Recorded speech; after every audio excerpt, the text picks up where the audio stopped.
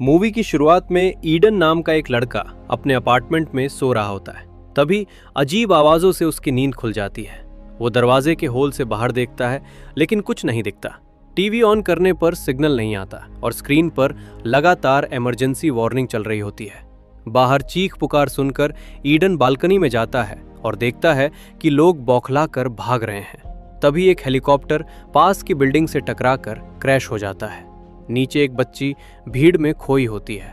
Eden मदद के लिए चिल्लाता है लेकिन वो बच्ची लोगों पर अटैक करके उन्हें काटने लगती है। ईडन समझ जाता है कि शहर के लोग ज़ॉम्बी बन रहे हैं। डर कर ईडन अपार्टमेंट में लौटता है।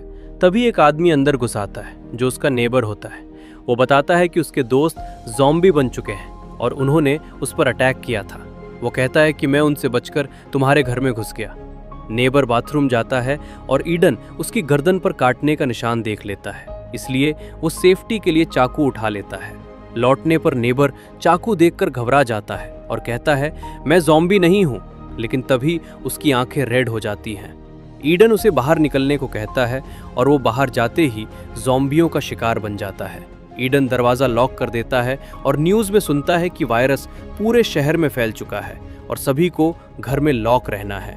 वो पेरेंट्स को कॉल करता है लेकिन लाइनें बिजी होती हैं। मैसेज में पेरेंट्स कहते हैं कि बाहर मत निकलना और शाम हो जाती है। ईडन बालकनी से देखता है कि शहर वीरान है, हर तरफ आग और धुआं है। वो टूट जाता है लेकिन खुद को हिम्मत देने के लिए नोट्स लगाता है और मिरर पर Day 1 लिख देता है। वो घर में सेफ जगह बना लेता है और एक हफ्ता गुजर जाता है। वो लैपटॉप पर वीडियो रिकॉर्ड करता है और पेरेंट्स को कॉल करता है लेकिन सिग्नल नहीं आते। पानी बंद हो जाता है और खाना भी कम हो जाता है। वो कम खाकर गुजारा करता है। तभी वेंटिलेशन से एक इन्फेक्टेड लड़की अंदर आ जाती है और ईडन उसे मार देता है। ईडन वेंटिलेशन को सर्फ बोर्ड से बंद कर देता है। एक दिन उसे माँ का वॉइस मैसेज मिलता है कि वे पास आ रहे हैं, लेकिन मैसेज के आखिर में उनकी चीखें सुनाई देती हैं और ईडन समझ जाता है कि पेरेंट्स मर गए।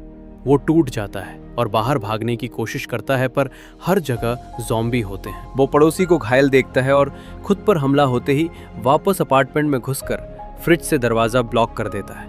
कई हफ्तों की अकेलापन से उसका दिमाग खराब होने लगता है और फिर पूरे शहर की बिजली भी चली जाती है। बिजली जाने के बाद ईडन और टूट जाता है। वो वीडियो में बताता है कि वायरस फैले 42 दिन हो चुके हैं। वो 2 दिन से बिना खाना पानी के है और अब खुदकुशी करना चाहता है।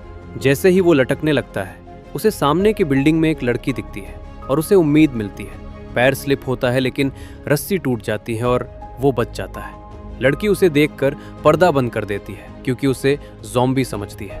अगले दिन ईडन पेपर पर हाय लिखकर हाथ हिलाता है। तब लड़की समझ जाती है कि वो इंसान है और अपना नाम ईवा बताती है। ईडन ईवा को बताता है कि उसके पास खाना नहीं है लेकिन पानी है। ईवा के दरवाजे पर ज़ॉम्बी आ जाते हैं तो वो पर्दा बंद कर देती है, लेकिन ईडन पूछता है कि क्या कल फिर बात कर सकते हैं और ईवा हाँ कह देती है। रात में ईडन टूथपेस्ट खाकर गुजारा करता है। बारिश में वो पानी स्टोर करता है, नहाता है और दाढ़ी शेव करता है।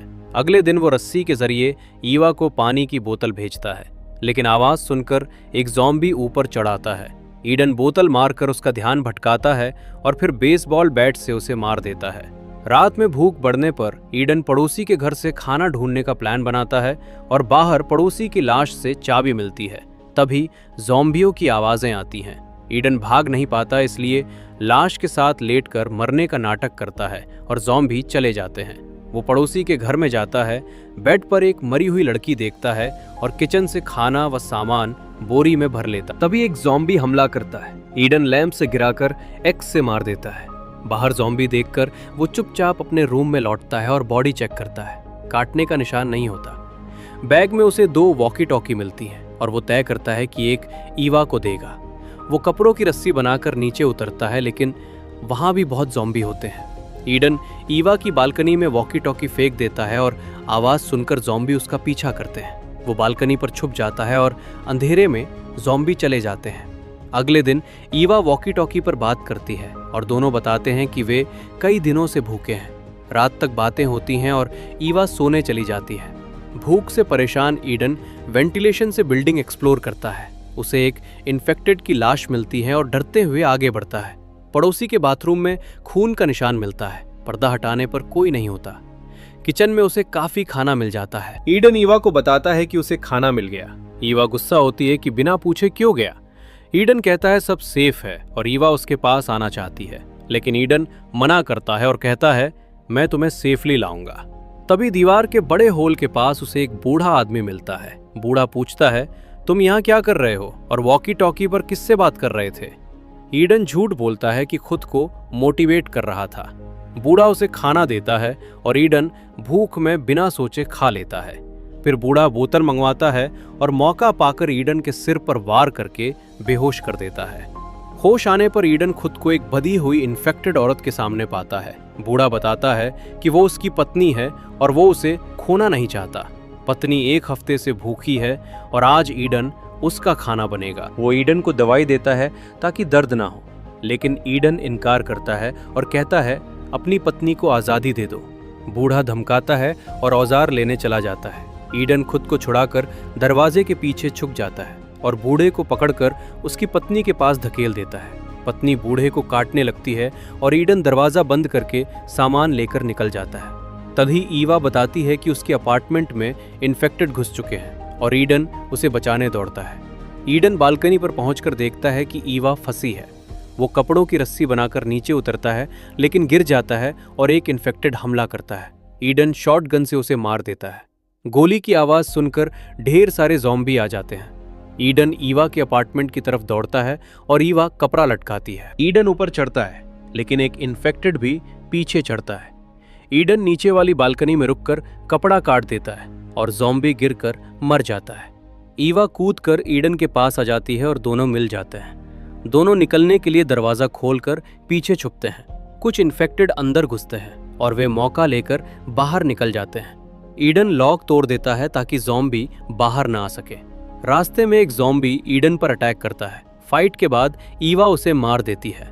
दोनों आगे बढ़ते हुए कई ज़ॉम्बी मारते हैं और ईडन के अपार्टमेंट के करीब पहुंचते हैं। तभी एक बहुत ताकतवर इन्फेक्टेड आ जाता है। ईडन ईवा को अंदर भेजकर उससे लड़ता है और फिर अंदर आकर दरवाजा लॉक करके फ्रिज लगा देता है। ईडन ईवा को दूर रहने को कहता है और बेसबॉल बैट देकर बोलता है कि मुझे मार दो, मैं इन्फेक्टेड हो चुका हूँ और कंट्रोल खो दूंगा। ईवा मना कर देती है। तब ईडन बिल्डिंग से कूदने का फैसला करता है और कहता है वेंटिलेशन से पड़ोसी के घर चली जाना, वहां खाना है।